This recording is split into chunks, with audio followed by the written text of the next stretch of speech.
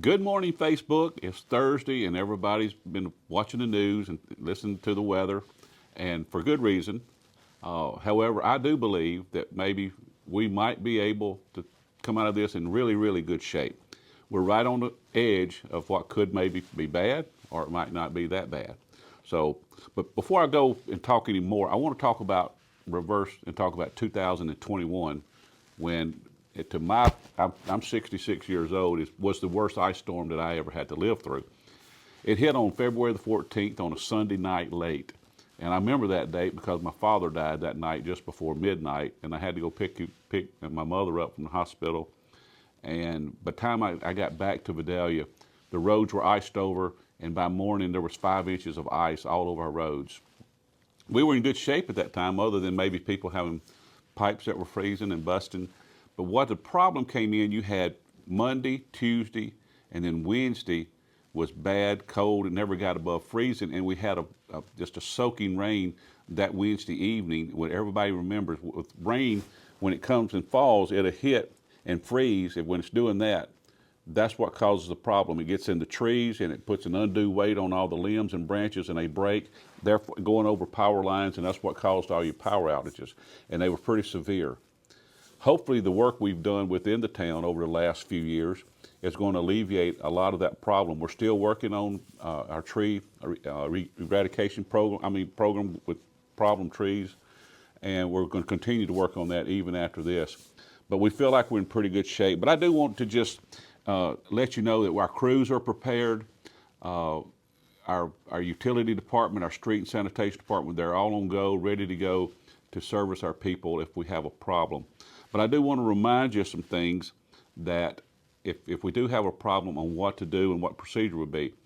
We already, we belong to LEPA, which is the Louisiana Energy Power Authority, and we have mutual aid with one another. If we have a problem, we need extra help, we can make one phone call and we can get help from some of our municipalities that are south of us to come help us fix lines, pick up, do whatever we need to do.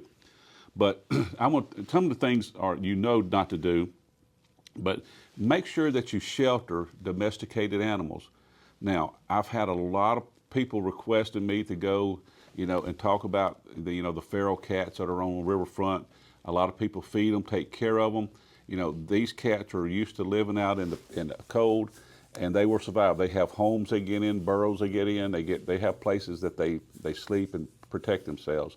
Same way with any animal, raccoons, skunks, possums, deer. These are all animals that are built to survive, and we know they get cold, but we are really worried about all of our people and our domesticated animals and our friends that have pets. We want to make sure that they take care of those.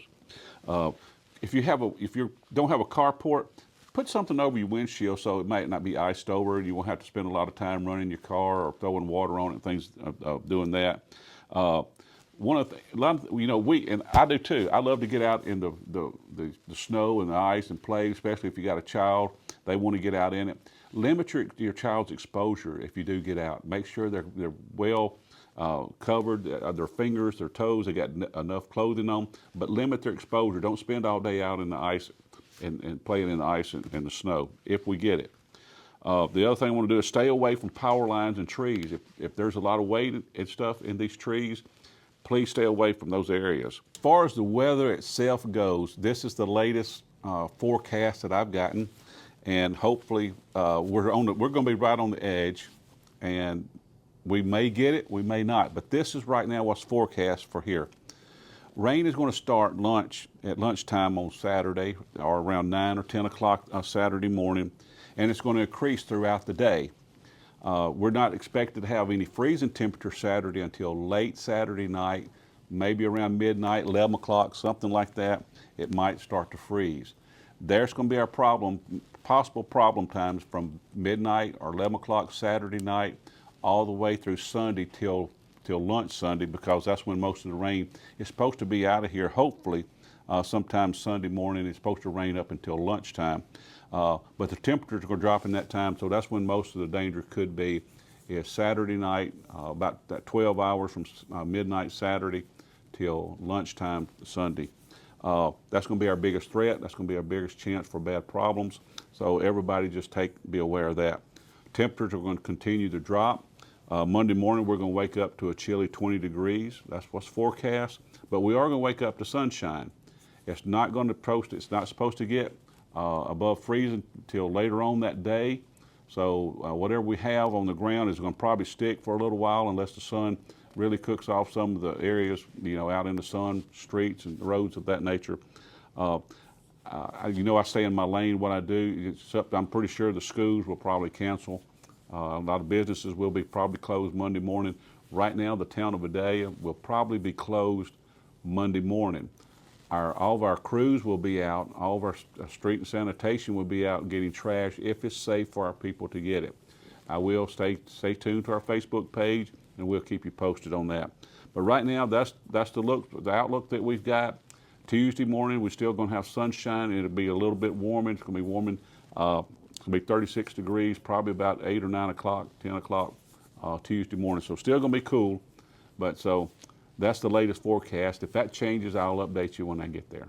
Now, what can you do as an individual, a family, to get ready for it in case we do have a problem?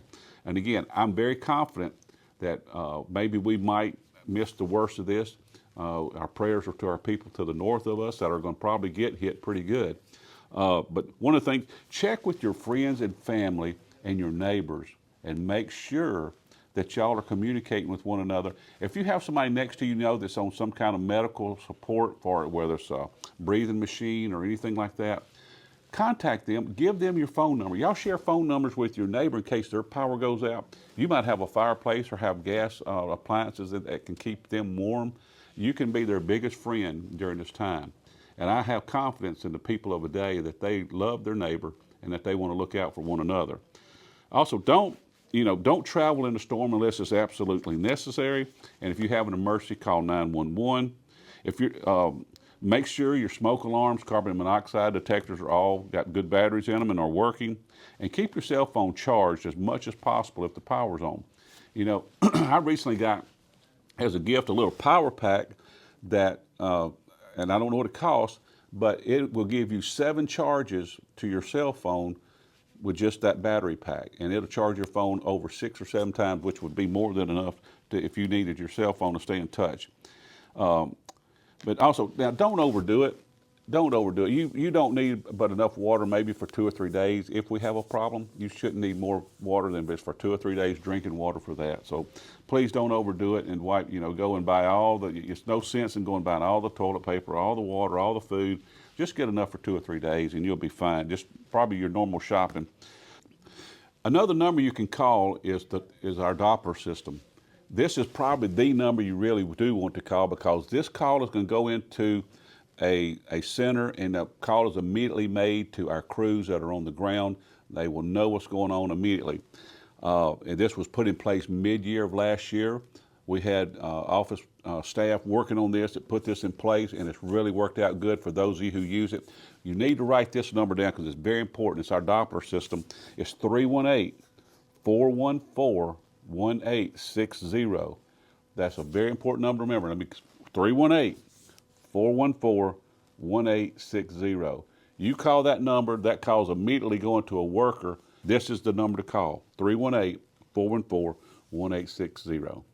Please share so we can get the word out to all of our people. And again, if you have a neighbor that you know is not on Facebook or haven't used, reach out to your neighbor. It'd be a good thing anyway. Have a good day.